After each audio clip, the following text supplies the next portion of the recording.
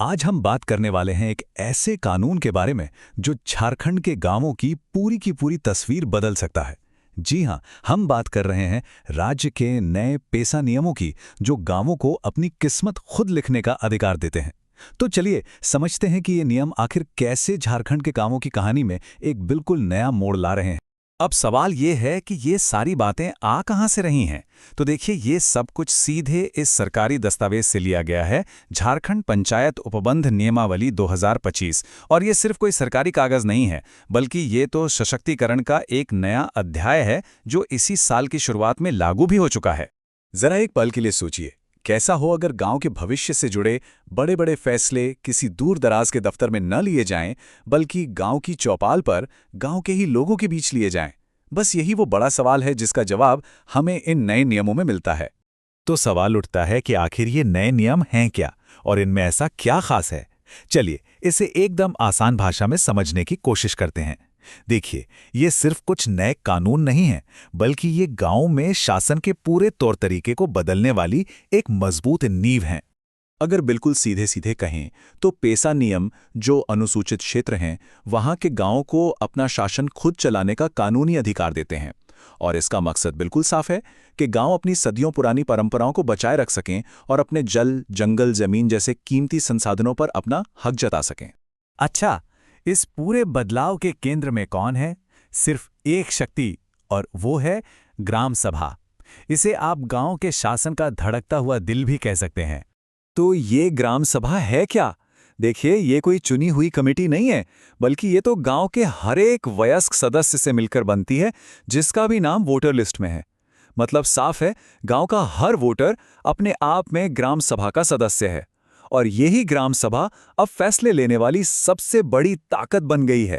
और हां, फैसले लेने का तरीका भी एकदम लोकतांत्रिक रखा गया है। होता क्या है कि सबसे पहले एक तय एजेंडा के साथ मीटिंग बुलाई जाती है। फिर यह पक्का किया जाता है कि कम से कम 1/3 सदस्य मौजूद हों। इसे कोरम कहते हैं। अगर कोरम पूरा नहीं तो कोई फैसला नहीं। इसके बाद हर मुद्दे पर खुलकर चर्चा होती है और आखिर में बहुमत से फैसला ले लिया जाता है। और यहाँ एक बहुत ही जरूरी बात है, एक ऐसा नियम जो ये पक्का करता है कि हर आवाज सुनी जाए।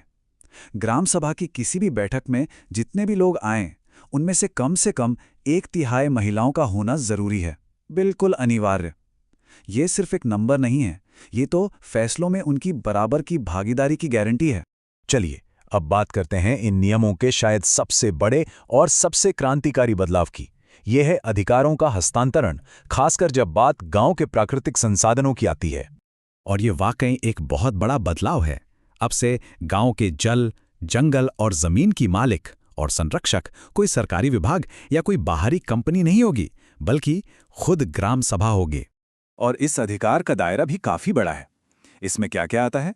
गांव के तालाब, छोटे मोटे खनिज जैसे रेत और पत्थर, महुआ और केंदूपत्ते जैसे जंगल के उत्पाद, गांव के स्थानीय बाजार और यहां तक कि जमीन से जुड़े मामले भी अब इसी के दायरे में हैं।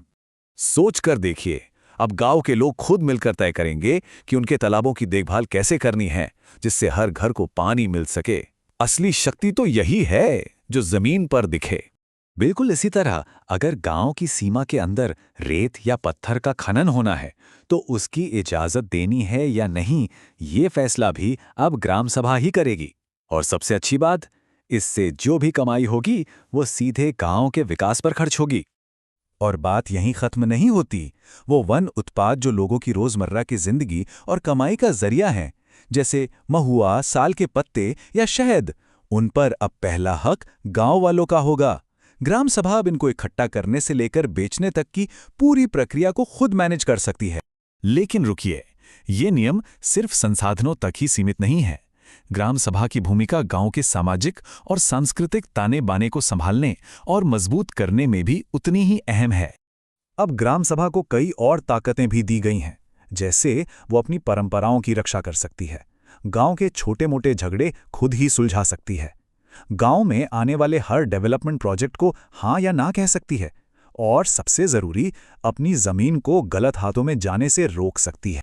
ये देखिए, ये एक बेहतरीन मिसाल है कि कैसे पारंपरिक न्याय व्यवस्था को कानूनी मान्यता दी गई है। नियम में साफ साफ लिखा है कि ग्राम सभा अपने रीति रिवाजों के हिसाब से झगड़े सुलझा सकती है। इसका मतलब क्या हुआ? मतलब ये कि अब छोटे मोटे मामलों के लिए लोगों को अदालतों के चक्कर नहीं काटने पड़ेंगे। न्याय उन्हें गांव में ही जल्दी और आसानी से मिल सकेगा।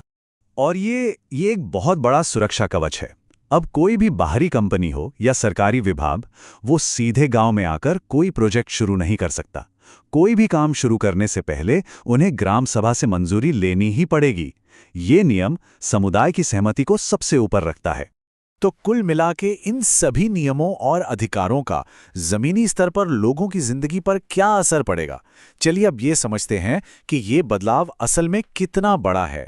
ये जो पहले और बाद की तुलना है, ये सब कुछ साफ कर देती है। देखिए, जहां पहले फैसले बाहर के अधिकारी लेते थे, अब वो गांव में ही लिए जाएंगे। जहां संसाधनों पर कब्जा बाहरी एजेंसियों का था, अब वो गांव वालों के हाथ में होंगे।